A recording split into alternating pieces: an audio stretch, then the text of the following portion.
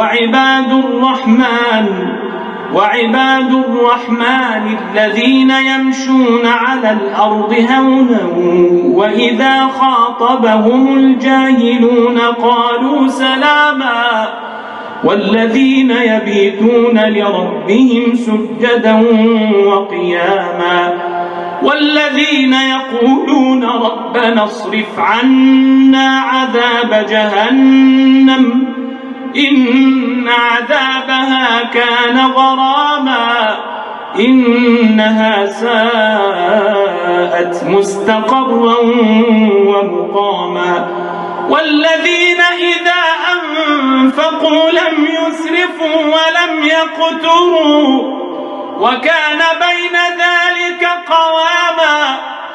والذين لا يدعون مع الله إلها آخر ولا يقتلون النفس التي حرم الله إلا بالحق ولا يزنون ومن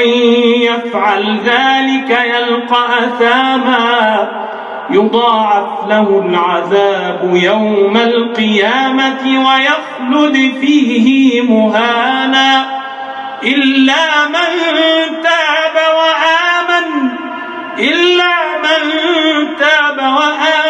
وعمل عملا صالحا فأولئك يبدل الله سيئاتهم حسنات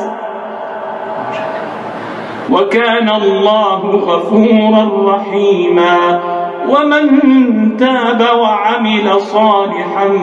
فإنه يتوب إلى الله متابا والذين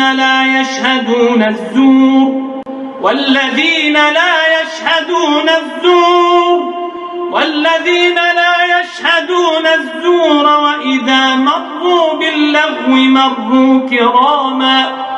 والذين إذا ذكروا بآيات ربهم لم يخروا عليها صما وعميانا